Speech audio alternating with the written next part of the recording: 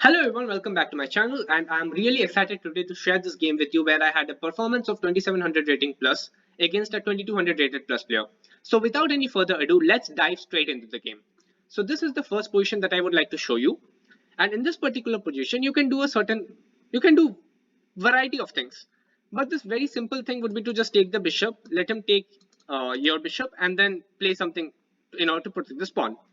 But first of all, let me show you a little bit more complicated variation. Let's say you play queen to c7.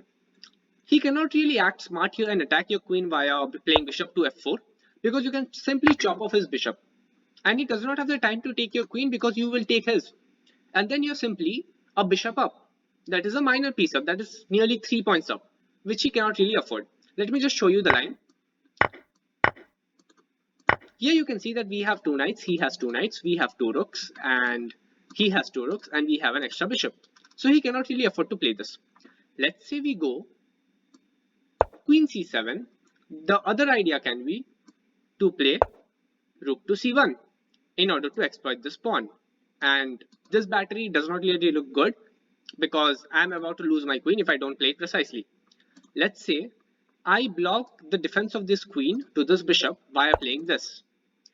You might be like, but Ayan, he can take this pawn, and you cannot really take this knight because your queen will be hanging. We will not take his knight. We will ignore that our queen is hanging. This is the power of being ignorant in chess. Ignore that your queen is hanging, okay? Trust your senses. Take his bishop, let him take our queen, we take his queen. And in this variation also, we are a complete piece up. Although we are a pawn down, but we are a complete piece up. I did not play this variation because I did not really like this move. Rook takes c6. And in this particular position that I felt that black was really suffocating. You know, like white had a lot of pieces towards the black king and I did not really like the position. But this position is quite good for black. If you see this particular move, I would like you to pause the video and find this particular move which will allow black to keep his advantage. Well done if you have got the move. The move is bishop to b5. Amazing move, right? If you play bishop to b5, you cannot really take with the knight because your rook is hanging. Like you cannot really do this because your rook is hanging. Secondly, the rook cannot stay here because all the squares are guarded by my pieces. Anywhere you go, I'll just gobble up the rook. So you have to go back with your rook. And once you go back with your rook, it gives me the initiative and I can play like this. Now it does not really matter if you take my knight here because this pawn is still protected by this knight. And it does not matter if you take this bishop because your rook is still hanging. So this was there in the position, but I did not play this, so let's not discuss. What I played was really simple. I took the bishop, he took my bishop, and in this particular position, I played a really unorthodox type of a move. I want you to find the move that I played because it is really unorthodox and not many chess players would play this way. So the move that I played was rook to c7. Very unorthodox, right? He can just play bishop to b4, bishop to f4, and then this rook is gone. It does not have any square, except for the fact that I saw this variation and I knew that I could play queen to c8. Now he does not have the time to take my rook because I'll take his queen. The variation goes this way. This is what I was talking about. So you cannot really take my rook because I'll take your queen.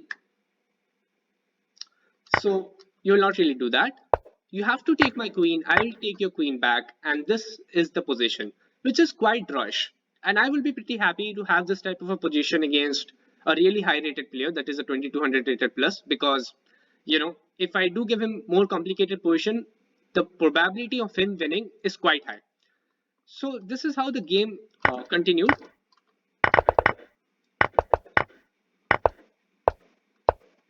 Yeah, yeah, in this particular position, I can take with the pawn, I can take with the bishop, and I can take with the rook.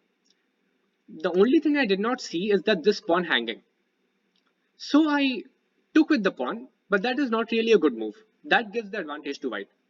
But the next move that white played gave the advantage to black.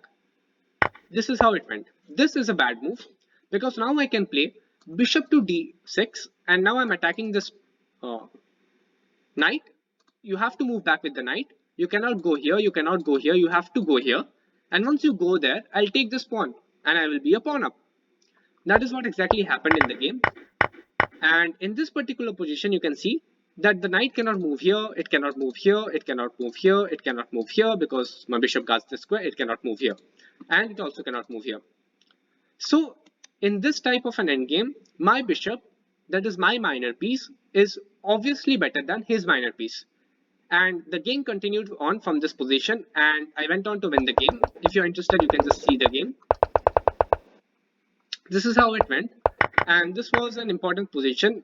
You cannot really afford to play something really silly in this position like pushing this pawn because you will lose, because if you push this pawn, he'll take your pawn and then he will just promote this pawn to queen. So you have to be really careful. You have to play a waiting move like this. That is what I did in the game. And then once his king moved, I took this pawn. The only difference being that my weakest pawn is a little bit further away from his king than his weakest pawn. That is the only advantage that I got, and I later on went on to convert this game. So thank you everyone for watching this video. I hope you enjoyed it. Thank you and have a wonderful day ahead.